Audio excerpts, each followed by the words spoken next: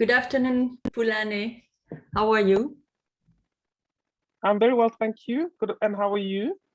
I'm good. I'm good. I'm very pleased that we are talking today through a computer still, but still very connected.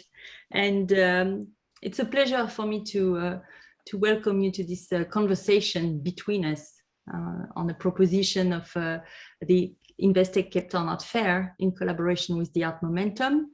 We are here together for an exchange around art, of course, and especially around some artworks that you've selected among the very numerous artwork presented at the first digital event of the Investec Cape Town Art Fair, Pulane. So in the spirit of introducing you very quickly as an art collector, I wanted to remind the audience that you started collecting contemporary art around 20 years ago, and focusing primarily on artists from the African continent or from African descent, and that you make a personal point on acquiring works by Black women artists as well, to, as you say, make their voice heard.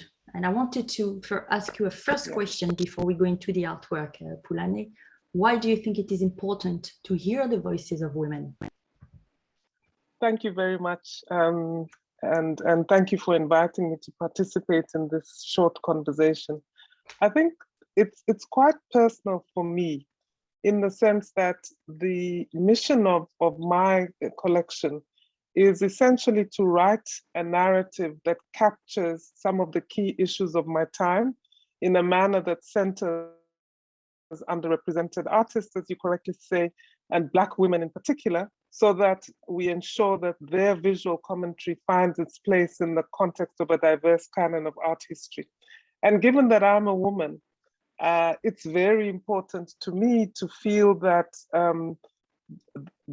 a commentary around the issues of my time is reflected in my collection by women.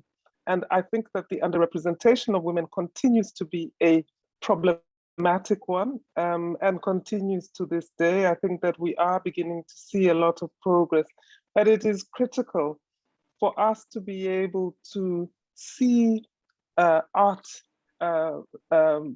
art and issues of our time depicted by a diversity of people, Black women in particular.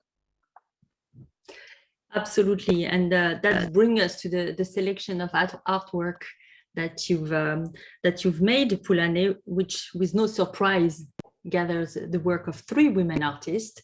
And we're going to start with the first one, and her name is Malal Andria Lavid Razana. And can you tell us what really motivated you, inspired you in the work of Malal? So I think I should also start by saying that it was a very difficult choice, because there is so much fabulous art being showcased at the fair, including art by women artists. And the selections that I've made are really based on clearly what resonates with me, the themes that come out for me, as well as the fact that I've tried to make a selection from different countries across the continent of Africa. So Malala's work is, I think it is multi-layered in a way that I have rarely seen coming through her work. And obviously this work is essentially a visual encyclopedia, which collapses the entire history of the world into one work of art. It talks to me about questions of where Africa fits in the continent, gives prominence to a number of key figures throughout world history, not only African history. So we may see Queen Sheba in here. I'm not sure who the Chinese figure is, but undoubtedly all these figures are figures, if we spent enough time looking at this work, would find people that we know through art history who've made a significant contribution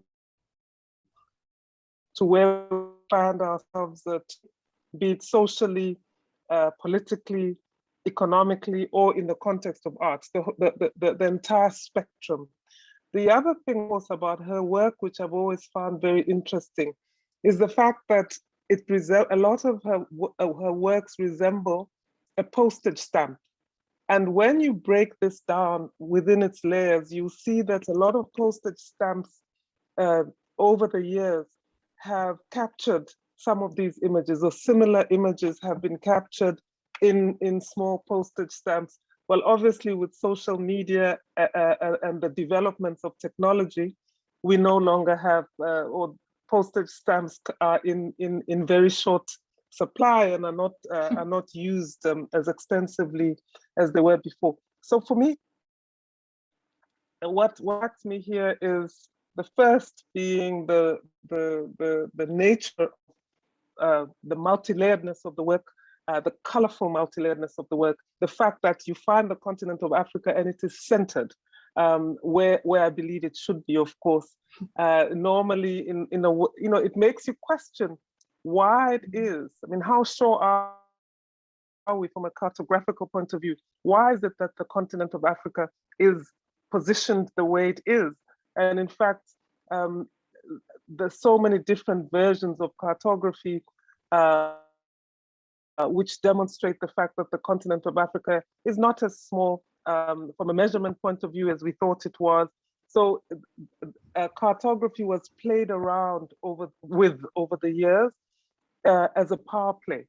And she does it herself in this work. The second part just reminds me of travel.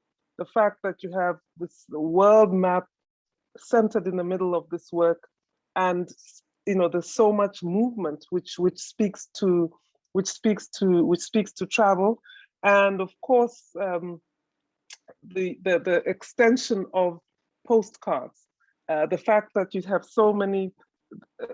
When we were growing up, certainly, postcards looked like this. This resembles the sort of postcards we sent to family and friends when we were on holiday, to tell them that we were okay or we're having a good time. So this work for me is powerful, it's colorful, and speaks to our history. Absolutely, and I can really see how it can resonate with not only your own personal itinerary, but with one of the key ideas that you presented in introduction, like the representation and renewed narratives. So we are really at the heart of representation here, and Absolutely. of how to tell the history differently, right? Absolutely, yeah. So leaving Malal to move to a different style, obviously, but definitely also an engaged work. And that's the work of Lady Scully. Lady Scully is a South African artist, so definitely closer to you, Pulane. Can you tell us a little bit more about this work? This work is as gentle as it is strong. The artist herself is an activist, I would say, who is very vocal and active in the context of gender-based violence, the violence that we see generally in society, inequality, in all its contexts. So this for me is, and she uses a lot of flowers, flowers and fruit to pass on her message. This is a work that speaks to me about women, femininity. If we look at the plant, the petal, for instance, the dark blue petal on the right, that to me either can speak to the heart, speak to love, or in fact speak to women's sexual organs. In the same way, at the top, there are other flowers, different colors throughout the work. And also very interesting, the background, which is, it almost looks like she has painstakingly used this black crayon to paint the background. it's just, for me, it's complicated. It's complicated, it's simple, it draws you in. And in addition to that, what I find interesting always about her work is that as a Black female artist, you don't see a lot of paintings of flora and fauna. There's a lot of figurative work, there is some abstract work, but not a lot that focuses on what I would say it comes from nature in the form of grasses and plants and flowers. So for me, this is what attracts me to her work. And also different because here it's crayon and ink on paper. She generally uses paint on paper and or on canvas. So the palette works for me, and I certainly would have this in my home. It's beautiful. Yeah, as you say, a mix of delicate drawing or delicate technique with very powerful colors that are creating this contrast between the two. Yeah, very interesting. But what I do find also interesting, which links into the title, I suppose, are the red tends to symbolize in her work a lot of anger, and the red is quite pronounced in this work relative to the more subtle colors around. So query what she's inviting us to reflect upon. I mean, I'd need to spend a bit more time thinking about it, but I think that there's an urgency to this work. Absolutely. Moving on to the third artwork, Pulane, which I almost want to say it looks like a mix of the two previous artworks in the fact that it relates a lot about geography, territory, and history of a specific country, and with some touches again here of delicate work. So I'll let you introduce Sokari Douglas Camp, this sculpture. So Sokari Douglas Camp produces incredible work. As you correctly say, there is a delicateness to this work, but when you look at the materiality, the steel, which is a hard metal, I suppose, it juxtaposes itself well against this idea of transformation, which is represented by the butterflies that are flying across her face, neck, face, and into her head. And to me, it speaks about the strength of women. It speaks to how delicate and sensitive they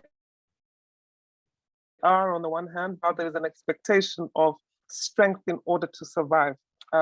There is a determination in those lips and the firmness of her nostrils. I love the fact that she's wearing, you identify her immediately as a West African woman because of the colorful head wrap that she has on, that she has tied up so boldly. But what I also find very interesting, if you look carefully at the top of the head wrap, are what look like ants, black ants, and query what those are and what they represent. The green, talks again to me. It talks to me about nature, about freshness, and of course the brownness of her skin juxtaposed against the head wrap. Just the colors work really beautifully. The delicateness of those, the butterflies, I think works really, really well with this work. A lot of intricate work has clearly gone into producing this, and it just produced, she's produced an incredibly expressive and powerful work. Absolutely. It is very powerful indeed, and one can only get almost hypnotized by this burst. Absolutely, absolutely. And it's interesting to me that it doesn't, when you look at it. I mean, unfortunately, we don't have a first-hand view of it, but it doesn't look metal. It almost looks like it's made of a natural wood and that it's not even painted. So this is, it's been done amazingly, amazingly. It's very beautiful. Thank you very much, Pulane, for these 3 stories, in fact, that you just shared with us about 3 very strong women artists. And thank you again for participating and for so enthusiastically, I have to say, to this exercise. And I hope that we will all meet very soon at the fair in Cape Town or Pulane in February next year. Absolutely. I'm looking forward to it. And I must say, I'm looking forward to the online version of the fair. Absolutely, which will start on the 15th of September. Yeah. Fantastic, and congratulations. I shall tune in.